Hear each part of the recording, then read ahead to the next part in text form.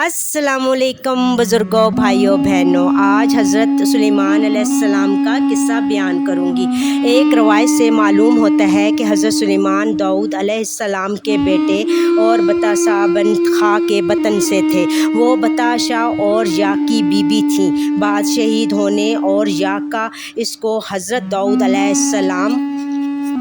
ने अपने निकाह में ले लिया था। कहते हैं कि हज़रत सुलेमान अलैहिस्सलाम इसी के बतन से हैं और ये वाक़या जामिया अल-तवारीख़ में मज़कूर है। जब हज़रत सुलेमान अलैहिस्सलाम तख्त सल्तनत पर मुतमक्कन हुए और अपने बाप की जगह पर बैठे और नगश्तरी सल्तनत की उंगली में रखी और फिर लोगों से कहा जैसा कि अल्लाह ताला फरमाता है, और वारिस हुआ सुलेमान हज़रत दाऊद का, यानी बनी और बादशाह हुआ और अपने बाप की जगह पर। और फिर हज़रत सुलेमान अलैहिस्सलाम ने कहा, ऐ लोगों, सिखाई गई हैं बोलियां हमें हर जानवर की और दिए गए हैं हम हर चीज़ से, यानी जो चीज़ दुनिया में दरकार है वो तमाम चीज़ें अल्लाह ताला हमको अनायत फरमाई हैं। बेशक बुज़ुर्गी ज़ाहिर भी अनायत फरमाई है। जब सुलेमान का तख्त निकलता और हवा पर चलता था तो तमाम परिंदे हवा के झुंड इनके तख्त पर आकर परों का साया करते और फ़ौज इंसानों की दाहिनी तरफ और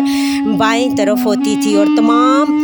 फरहूश व त्यूर चुप दरास्त आपस पेश गर्दा गर्द हल्का बांध कर इनकी हिमराह चलते थे। चुनाचा अल्लाह ताला ने अरशाद फरमाया है, और इकट्ठे किए गए वास्ते सुलेमान के लश्कर जिन्नों और इंसानों और जानवरों से पास वो मसल बामसल खड़े किए जाते हैं। बाहस तस्वीर में यूँ भी लिखा है कि हज़रत सुलेमान का तख्त वो था जिस पर सब लश्कर चलता था और हवा इसको लेकर चलती थी, जैसा कि हक़ सुब्हान तआला अरशाद फरमाया, और मस्खर किया वास्ते सुलेमान की हवा को सुबह की यानी सैरो मसाफत यमन से शाम की 1 महीना की थी और शाम की यमन तक भी 1 महीना की मसाफत थी। और बहा दिया हमने इसके वास्ते एक चश्मा पिघले हुए तांबे का, और जिनों में से भी लोग खिदमत करते थे और ये सब परवरदिगार के हुक्म से होता था। कुरान मजीद के तर्जमा के खुलासा में लिखा है कि पिघले हुए तांबे का चश्मा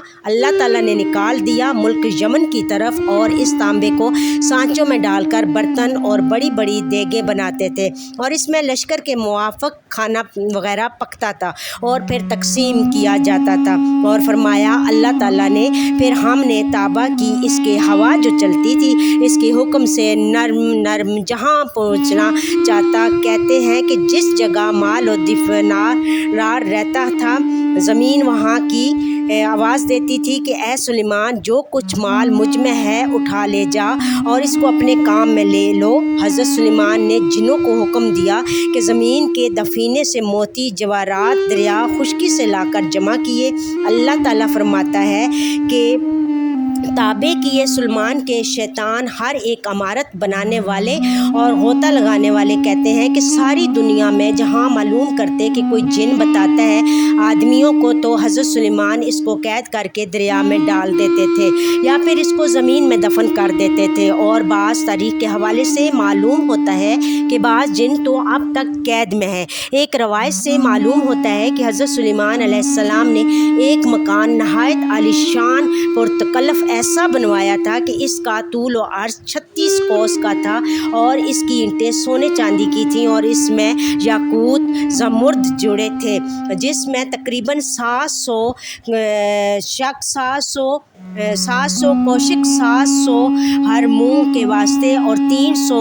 कोशिक 300 बीवियों के वास्ते बनवाए थे। बाज़ मुफस्सिरीन ने लिखा है कि हज़रत सुलेमान अलैहिस्सलाम हर शब को अपनी बीवियों और हर मुँह के पास जाते थे और फिर सबसे जमा भी करते थे। और दूसरी जानब एक मकान नहायत आलिशान के साथ एक कोशिक भी बनवाया था कि दराजी भी इसकी तकरीबन 12 कोस की थी। एक कोशिक पर आपके तख्त का जुलूस था और इसका तूल 3 कोस का था और सब हाथी के दांत का था और लहल व फरोज़ा और ज़मुर्द और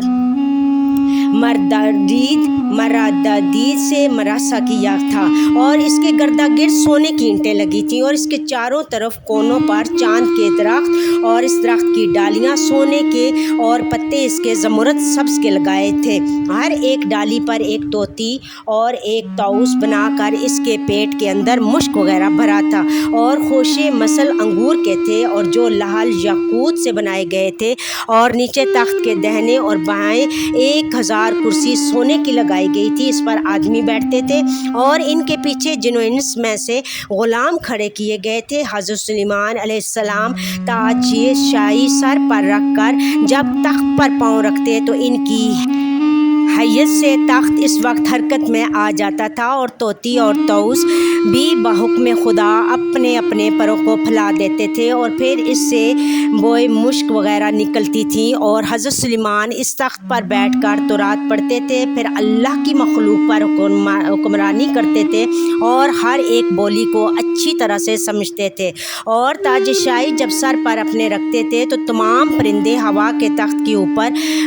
महल्लक होकर इनके सर पर साया करते थे और जिन्हों को हुक्म फरमाते थे कि वो अपनी बसात के मुताबिक फर्श ज़रबाफत का बचा दे और इसके किनारे किनारे नहरें जारी थी और तख्तगाह के मकान में कई मरहबें थीं और सब आबद इसमें इबादत किया करते थे और अबर को हुक्म करते थे कि पानी भर भर कर दिए जावें और इनके बावर्ची खाने में हर रोज़ काफ़ी तादाद में खाना पकाया जाता था। बावजूद इसके कि हज़रत सुलेमान अलैहिस्सलाम अपने बावर्ची खाने से कुछ नहीं खाते थे बल्कि वो खाना तमाम लोगों को तकसीम कर दिया जाता था और ख़ुद हज़रत सुलेमान अलैहिस्सलाम अपने हाथ से ज़ंबील सीते और फिर इसको बेचते थे और अपने हाथों से जौ को पीस कर आटा बनाते थे और फिर इसकी रोटी पकाते और हर शाम को बैतुल मुक़द्दस में जाकर मुसलमान रोज़ादार और दरवेश गरीब को साथ लेकर खाते थे और अल्लाह का शुक्र अदा करते थे और हर वक्त खुदावंद कदूस से मुनाजात करते रहते थे और कहते कि या इलाही मैं दरवेशों के साथ भी शामिल हूँ और मैं बादशाहों के साथ भी बादशाह हूँ और पैगम्बरों में भी एक पैगम्बर हूँ। ऐ मेरे मालिक मैं तेरी नेमतों का कहाँ तक शुक्र अदा करूँ और इसकी अदायगी की मुझ में ताकत नहीं है फ़कत। अल्हम्दुलिल्लाह जज़ाकल्लाह। अभी और भी कई वाक़यात हज़रत सुलेमान अलैहिस्सलाम के हैं वो बयान करूँगी आगे चलकर। तो